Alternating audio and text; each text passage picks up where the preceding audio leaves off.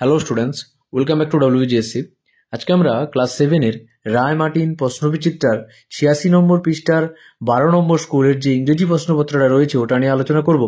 তোমরা আগে প্যাসেজটা ভালো করে পড়ে নেবে, তারপর প্রশ্নোত্তরগুলো দেখবে। এটা তোমাদের আঙ্কেল পূজার থেকে দিয়েছে। প্রথম question, Maria was told to hold the light. মারিয়াকে বলা হতো আলো ধরার জন্য। After taking off his coat, uncle Podger begin his work and started giving instruction to everyone. Coat খুলে নেওয়ার পর আঙ্কেল পূজার কাজ শুরু করেন এবং সবাইকে নির্দেশ দিতে থাকেন। Tom was asked to hand uncle Podger the picture. টমকে আঙ্কেল পূজারকে ছবি তুলে দিতে বলা হতো। এবার টু ফলস দেখো, uncle Podger need none to help him in his work, এটা ফলস হবে। Will is asked to hold the light, এটা ফলস হবে। তারপরে there was a commotion in the house when uncle Podger undertook A job, এটা true হবে। আচ্ছা, answer the following কোয়েশ্চেনে দেখো, who is the writer of the above passage? Jerome Klapka জেরম।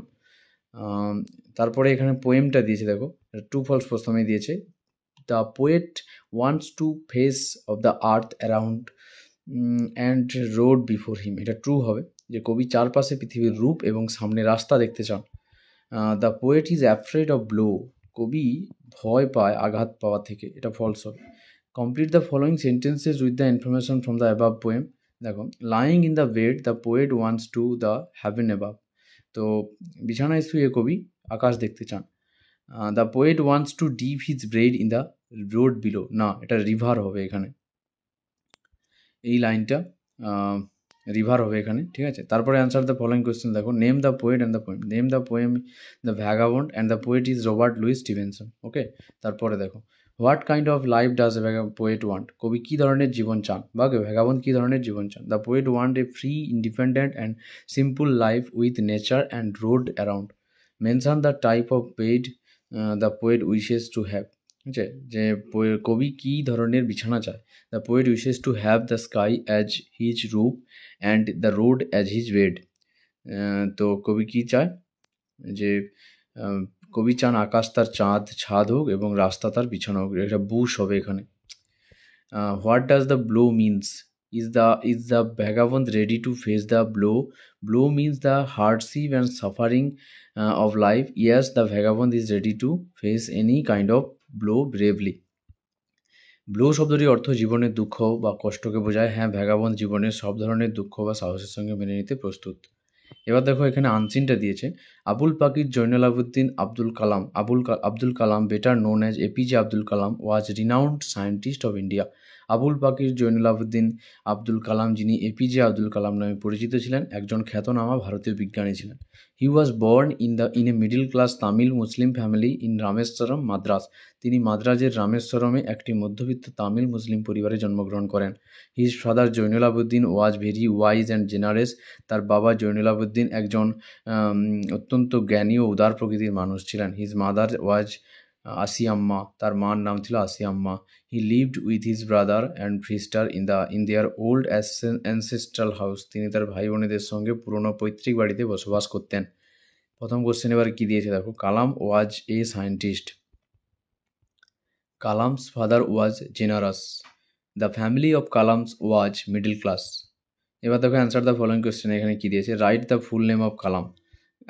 আবুল পাকির জৈনুল আবেদিন আব্দুল কালাম। এবারে grammar দেখো, গ্রামার ভোকাবুলারি কী দিয়েছে।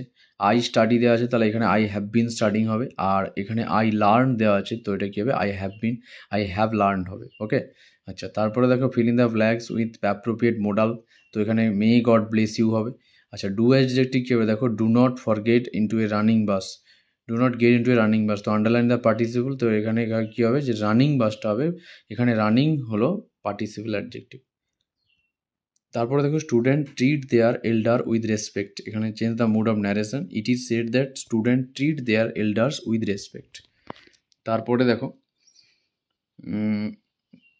মাই mother said to me the earth moves round the sun, এখানে change the mood of narration কী হবে, my mother told me that the earth move round the sun. চিরন্তন সত্য বোঝালে কোনো চেঞ্জ হয় না। Rabindranath is the best poet of India, turn into comparative degree. Rabindranath is better than any other poet in India. Rahul is as intelligent as Nandini, change into comparative degree in rewrite. Nandini is not more intelligent than Rahul. Write the meaning of the word orchard. অর্চার্ডের meaning করতে বলেছে, orchard a piece of land where fruit trees are grown. ফলের বাগান, ঠিক আছে। তারপরে দেখো এখানে find out the similar meaning of the following word. Question number 3 unseen থেকে মিনিং খুঁজতে বলেছে। তো ফেমাস থেকে রিনাউন্ড হবে এখানে বিখ্যাত। আচ্ছা, লিবারেল থেকে হবে জেনারেস উদার। আচ্ছা, এবার রাইটিংয়ে দেখো, রাইটিং কী আছে যে রাজা রামমোহন রায় সম্বন্ধে তোমাদের ছোট্ট লিখতে হবে।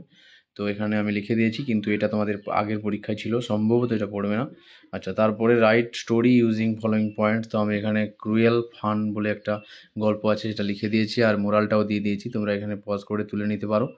আচ্ছা, আর একটা এখানে প্যারাগ্রাফ দিয়েছে, ফেভারিট সিজন উইন্টার, ঠিক আছে। তো তোমরা ফেভারিট সিজনটা এখানে পজ করে তুলে নিও। দেখা হচ্ছে পরের ভিডিওতে।